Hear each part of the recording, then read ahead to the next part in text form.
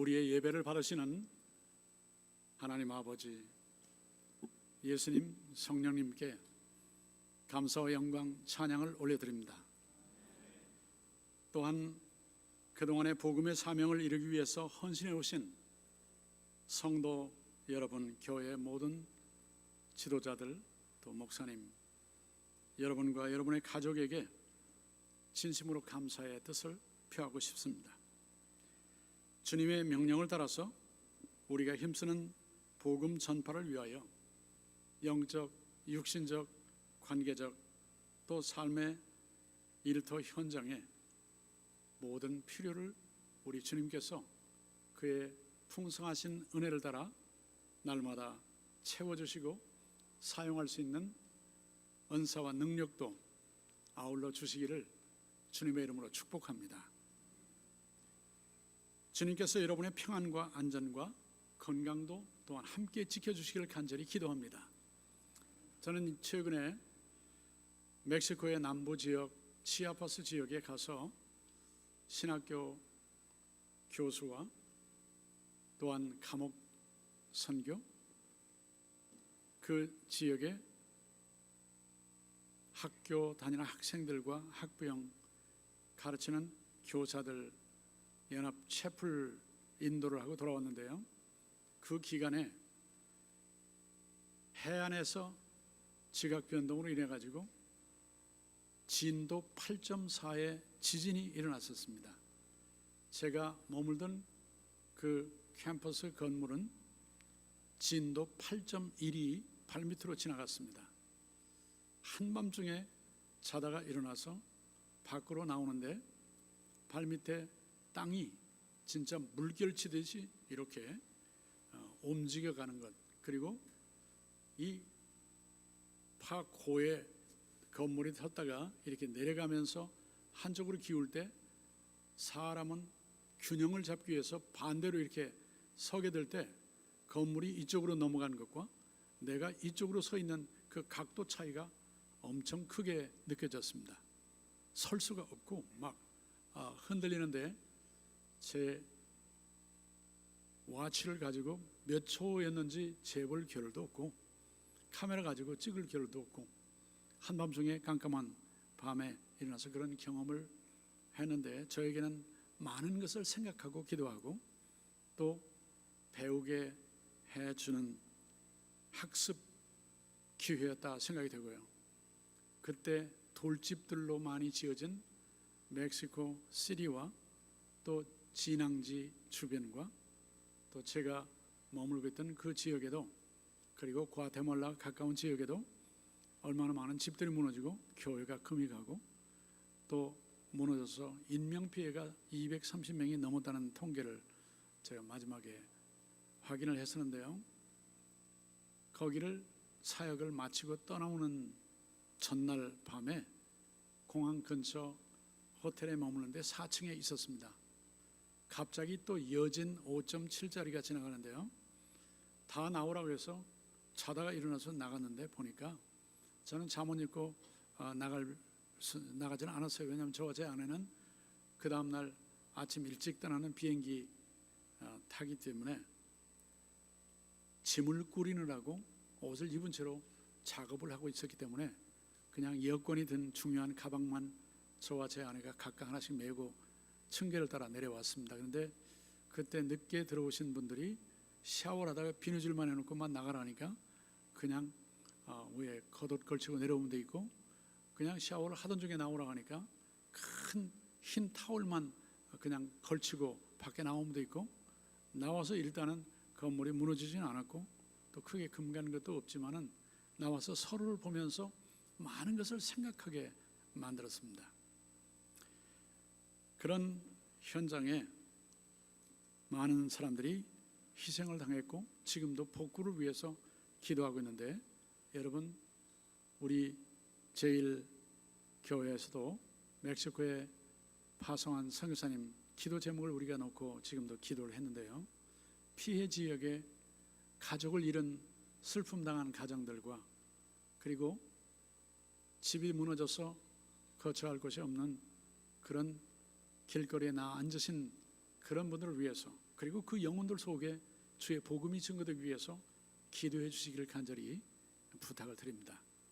그리고 저도 여러분들이 기도해 주시고 물질을 지원해 주시고 또 이렇게 기회를 주셔서 여러분을 뵐 시간들을 허락해 주신 하나님께 감사하면서 이번에 제가 다녀온 현지의 저의 사역을 잠깐 영상을 통해서 소개해 드리고자 합니다. 같이 영상으로 멕시코를 찾아가 보겠습니다.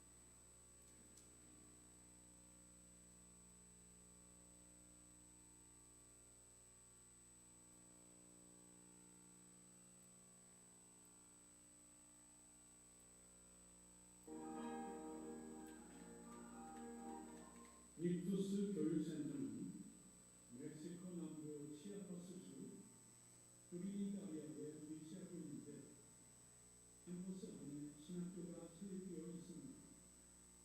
캠퍼스 입구에는 교육사업 자립을 위한 커피 공장이 가동되고 있습니다.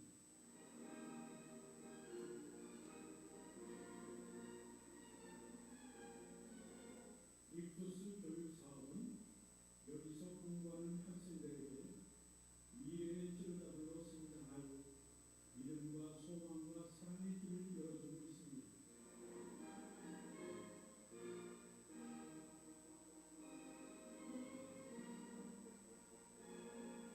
몸과 마음을 단련하는 체육관입니다.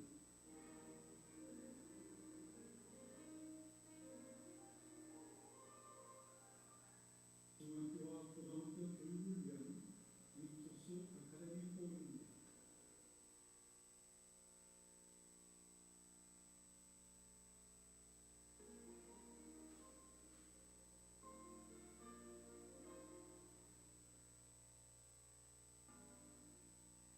중학교와 고등학교 학생들을 위한 기숙사 건물 해부론관입니다.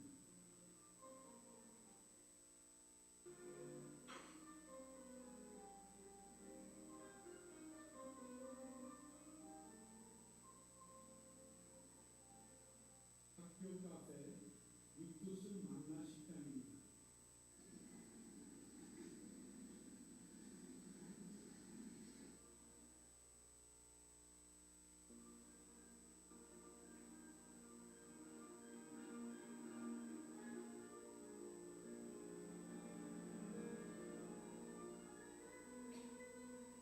초등학교 교육시설입니다.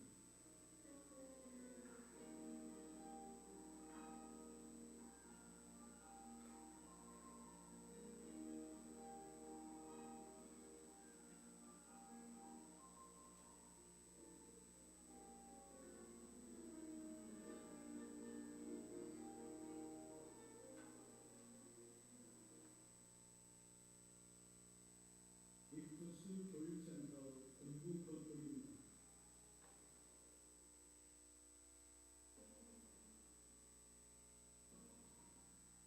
방문자들과 단기 선교팀들을 위한 게스트룸입니다.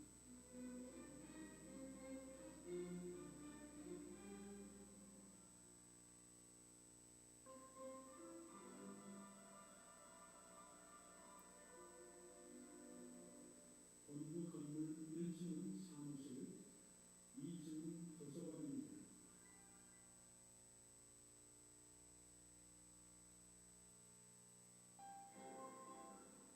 완공을 앞둔 멕시코 신학교 건물입니다. 신학교 사무실입니다. 신학교 건물 2층 교실에서는 수업이 진행되었습니다. 영어로 강의하고 스페인어로 통역했습니다. 학생들은 경청했습니다. 스페인어 교재를 읽는 부분도 있었습니다. 이 준비해온 페이퍼를 발표하는 순서도 가졌습니다. 발표한 내용에 대한 평가와 제안도 받았습니다. 로마 카톨릭교 배경을 가진 학생도 진지하게 수업에 임했습니다. 모든 학생이 차례대로 다 발표하고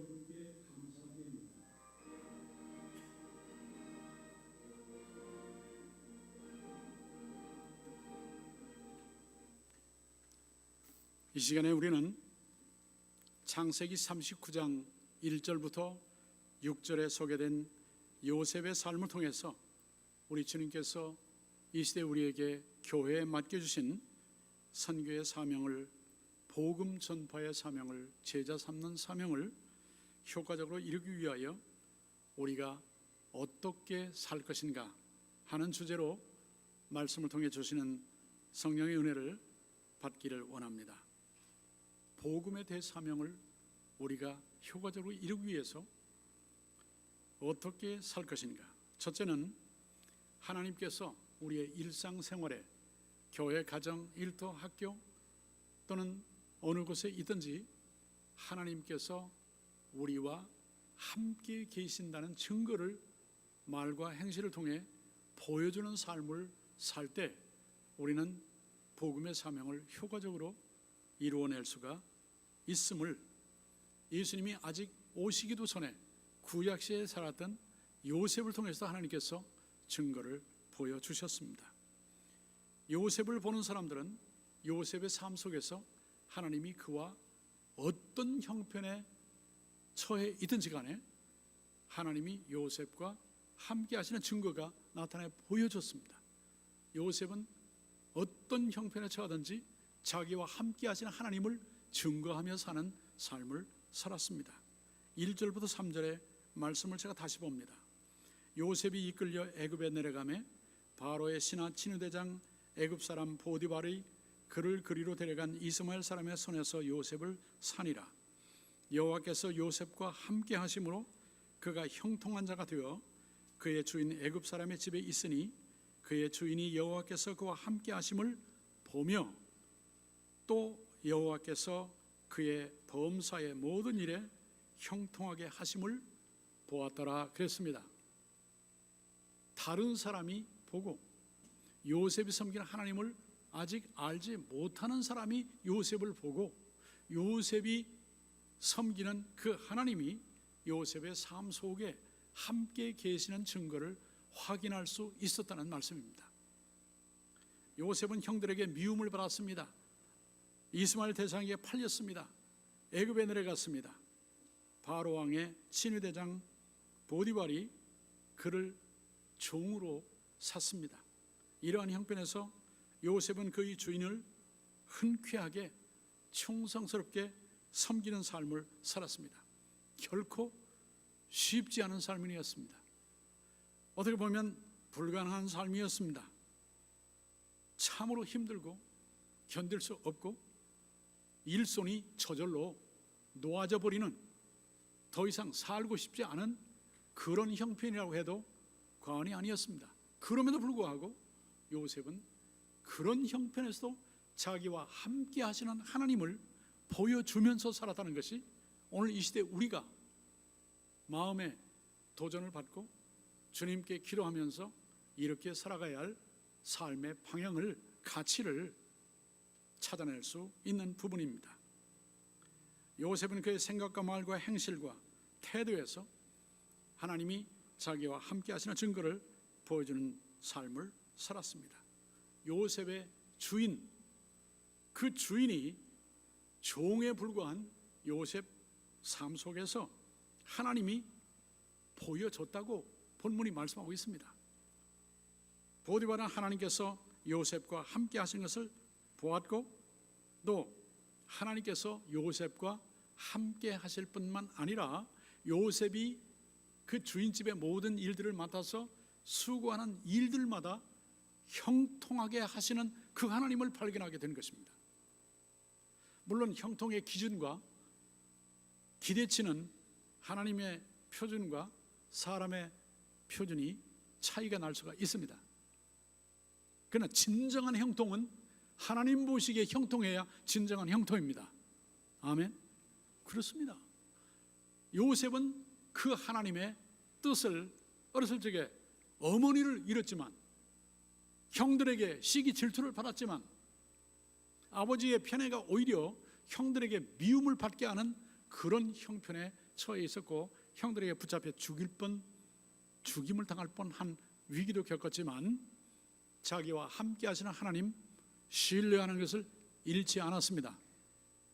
그 하나님이 자기를 위하여 자기와 동행하시는 삶의 현장에 체험을 날마다 경험을 통해서 굳게 가졌습니다. 우리 사람은 자기가 원하는 그 시간, 그 방법, 요구한 그 내용을 하나님이 그대로 이루어지지 않으면 하나님은 아무개는 사랑하는데 나는 사랑하지 않는가 봐, 이런 생각이 들 때가 있습니다. 그렇지 않습니까? 그러나 요셉은 어떤 일을 하든지 내게서 주의 뜻이, 내게서 주의 영광이 나타나기를 원합니다 하는 이런 기대치와 신앙과 가치관을 갖고 하나님 뜻을 추구하는 삶을 살았기 때문에 사는 삶의 현장에 어떤 일을 당하든지 그 가운데 자기와 함께 하신 하나님을 믿고 의지할 수 있었습니다. 그리고 그분의 뜻이 이루어질 그날을 바라보며 요동치 않았습니다. 그렇기 때문에 다른 사람이 볼 때는 이거 보통 사람 같으면 이럴 수가 없는데 어떻게 저런 행동, 저런 말, 저런 삶을, 저런 태도를 가지고 살아갈 수 있을까? 그러면서 이 사람 속에 이 사람이 섬기는 하나님이 함께 계시며 이 사람에게 현재 맡겨진 그 일을 그 하나님의 뜻대로 형통하게 이루어 가신다는 사실을 보고 증언할 수가 있었던 것입니다. 우리가 그렇게 살기를 원합니다. 우리 자신과 우리의 가족과 우리의 자녀들, 우리가 섬기는 일터의 동료들, 선후배들, 모든 사람들에게, 교회 안의 성도들에게도 하나님이 우리와 함께 하시고 우리를 형통하게 하시는 그런 삶을 보여주면서 자손 대대에 주님 오시는 날까지 살아가시는 주님 나라 안에 주의 몸의 지체들이, 주 안의 형제와 자매들이 이 자리 우리 모두가 되기를 예수의 이름으로 우리 주위 분들 보면서 축복합니다. 축복합니다. 축복합니다. 그렇습니다. 둘째로, 우리의 복음에 대해 사명을 이 시대에 효과적으로 이루기 위해서는 옛적에 예수님의 이름도 아직 밝혀지기 전이었지만은 그 당시에 살았던 요셉이 이웃들에게 신뢰를 받는 삶을 살았던 것처럼 우리도 가족에게, 배우자에게, 부모에게, 자식에게, 성도들에게, 이웃들에게, 심지어는 불신자들에게까지도 신뢰를 주고 받는 삶을 살아야 한다는 것입니다. 요셉은 그렇게 신뢰받는 사람으로 살아갔습니다. 아멘. 그렇습니다. 여러분, 보디발을, 요셉의 주인은 모든 것을 요셉에게 맡길 정도로 요셉을 신뢰하게 됐습니다. 처음부터 그런 건 아니었죠. 요셉이 애굽어, 궁중어, 고급 이집트어를 학원 다니면서 배웠다는 말이 없습니다. 정식 대학교에 갔다는 말도 없습니다. 노예 생활을 했으니까요. 종살이를 했으니까요. 그런데도 정말 요셉에게 하나님이 붙여주신 가정교사는 놀라웠습니다. 왜? 바로의 신하, 바로 임금 앞에 서서 예절을 갖추어 고급 언어를 사용하는 그 사람들이 요셉에게 애굽말을 가르쳤으니까요. 그리고 주인집인 보디발은 누굽니까? 시위대장 아닙니까? 친위대장 아닙니까? 그런 사람과 대화를 나눌 때 고급 에집트 언어를 배우게 된 거 아닙니까? 종살이 하는데 무슨 월사금 받았겠습니까? 학원비 받았겠습니까? 아니지 않습니까? 섬기며 배운 것입니다. 원망 없이 배운 것입니다. 하나님과 함께 하시는 은혜를 따라서 배웠고, 말이 통하면서 행실이 정직하고 또 철저하고 시간 지키고 책임감 있게 모든 일들을 감당할 때 이 사람에게 맡기면 이 살림이 제대로 돌아가겠다, 이런 신뢰까지 세워졌을 때 보디발은 요셉에게 집안의 모든 일을 맡겼습니다. 단 한 가지, 맡길 수 없었던 자기 와이프는 안 맡겼습니다. 그렇지 않습니까? 이 정도로 신뢰를 주고받을 수 있는 요셉의 삶 속에서 하나님이 요셉을 앞으로 놀라운 일들을 위하여 준비하시는 그 과정에서 요셉은 하나님의 뜻을 찾아갔습니다. 뜻을 받아들였습니다. 그리고 하나님과 동행하는 삶을 스스로 즐겁게 해나가는 것입니다. 이럴 때에 대인관계에 신뢰관계가 쌓아 올려지는 것입니다. 아멘. 저는 사기도 당해봤습니다. 저는 모함도 받아봤습니다. 그리고 거짓말하는 사람들도 만나봤습니다. 철저히 제가 믿을 만큼 제가 마음속에 실망했을 때 무너지는 소리가 크게 들렸습니다. 제 마음속에, 제 귀 속에, 제 영혼 속에 들렸습니다. 그런데도 요셉은 신뢰를 유지하기 위해서, 신뢰를 쌓아가기 위해서 거짓말하지 않았습니다. 속이지 않았습니다. 진실했습니다.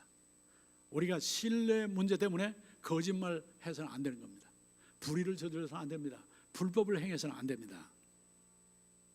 요셉처럼 하나님 의지하고 하나님 형통하게 하시는 은혜를 따라 철저하게 하나님 앞에서 이웃들 앞에서 정직하게 자기 책임감을 다하면서 모든 때를 잃지 아니하고 최선을 다하면 완벽할 수는 없지만 그러나 변화되고 성숙해지며 달라져가는 성장하는 모습을 보여가면서 하면 결국에는 사람들도 처음에는 못 믿었다가 처음에는 나쁜 사람을 알았다가 진실하게 변함없이 그렇게 나가는 걸 보면 사람들도 인정하게 됩니다. 신뢰하게 됩니다. 그리고 요셉처럼 이런 결과를 어느 때까지 하나님은 인도해 주실 것입니다.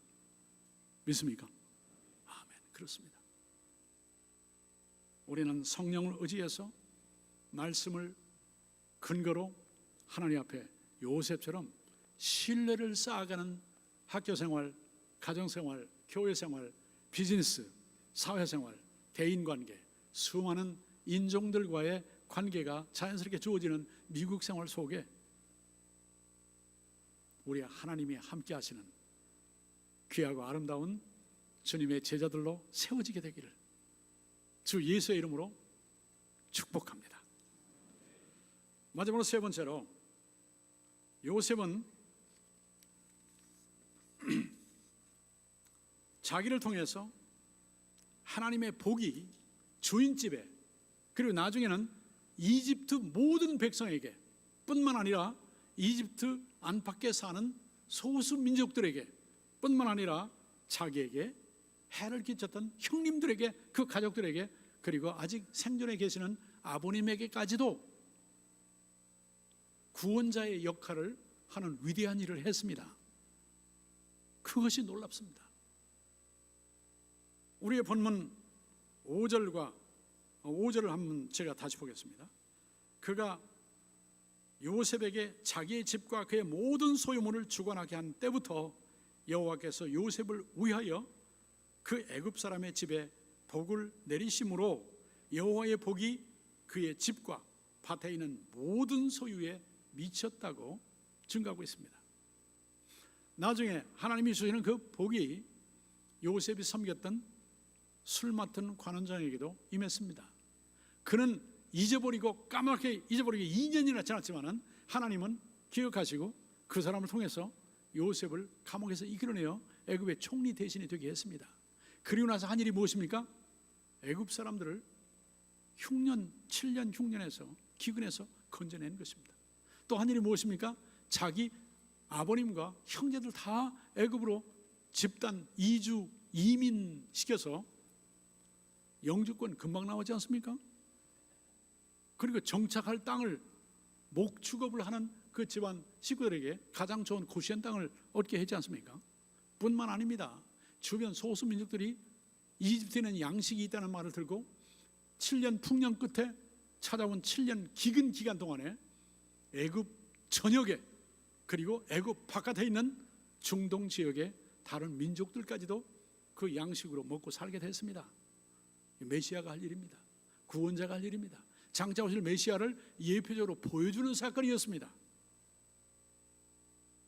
여러분, 제 나이만 해도 그렇게 많지는 않아요. 아직 100세 되려면 멀었어요. 100세 넘으신 분을 제가 목회하면서 섬겼거든요. 106세에 주님 부르신 권사님도 계셨어요. 근데 저는 106세까지 어떻게 살아야 되나 지금 한참 어떻게 시간을 잘 써야 되나 고민을 하고 있는데요. 근데 어떤 분들은 120세까지는 산다고 하길래 이거 보통 일이 아니다 하는 생각이 듭니다. 이거. 그런데요, 윌리엄 캐리가 선교의 아버지라, 근대 선교의 아버지라고 하는 윌리엄 캐리가 이런 말을 했습니다. Expect great thing from God. 그랬어요. 위대한 일을 하나님께로부터 기대해라. 그리고 하나님이 베푸시는 모든 기회와 은혜를 따라서 그 다음에 할 일이 있는데 그 일을 위해서 이런 말을 했습니다. Attempt great thing for God. 하나님을 위해서 위대한 일을 시도하라는 거예요. 아멘. 어떤 분은 열심히 하나님 나 돈이 얼마 필요해, 나 뭐가 필요해요, 나 건강이 필요해, 이게 기도해놓고 하나님 응답해 주시면 하나님도 아시다시피 하나님도 바쁘시고 저도 바쁘니까 제가 아쉬울 때 또 오겠습니다. 그때까지 빠이빠이. 피자 갈라섭시다. 이런 분이 있다는 거죠. 하나님도 아쉬우면 저 부르세요. 제가 와서 도와드릴게요. 이렇게 신앙생활 하는 게 있어요. 그러니까 필요하면 하나님 찾고 필요 없으면 하나님도 귀찮은 존재로 여기는 거예요. 요셉은 그렇게 살지 않았습니다.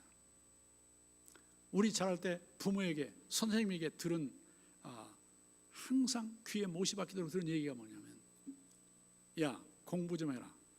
공부해서 남 주냐? 그래야지 돈 벌겠어? 사업이나 직장에 제대로 취직을 하고 일을 할 수 있겠어? 돈 벌어 남 주냐? 이 얘기 듣고 자랐습니다. 그런데 저쪽 동해안 아래쪽에 내려가니까 어느 학교가 있는데요, 거기에서는 아예 그냥 가르치기를 돈 벌어 남주자, 공부해서 남주자 이렇게 가르치는 거예요. 응? 이게 돈 벌어 남주려면 내가 쓸 돈은 더 많이 있어야 되는 거예요. 내 쓸 돈, 내 쓸 건강, 내 쓸 기회만 초점을 맞추고 사는 게 아니고 내가 왜 태어났는가, 하나님이 나를 보내신 이유가 무엇인가, 목적이 무엇인가, 할 일이 무엇인가를 찾아서 그 일을 위하여 내게 주신 기본 건강과 물질과 여러 은사와 능력과 여러 가지 여건들을 나도 행복하고 나 때문에 수많은 사람들이 하나님을 발견하고 예수를 믿고 구원을 얻어 나처럼 또 살아가도록 남들에게 어떻게 베푸느냐, 여기에 초점을 맞추고 사는 사람이 진짜 행복한 사람입니다. 아멘. 그 학교의 교훈이지만 저는 참 마음에 와 닿았습니다. 그래서 거기에 교수로 가겠다는 분들 제가 추천도 해드리고 가서 지금 일하고 계신 분들 계십니다. 총장님도 사모님과 함께 제가 몇 번 만나 뵙기도 하고 그러는데요, 돈 벌어 남주자는 겁니다. 공부해서 남주자는 겁니다. 이게 보통 놀라운 가치관이 아니에요. 돈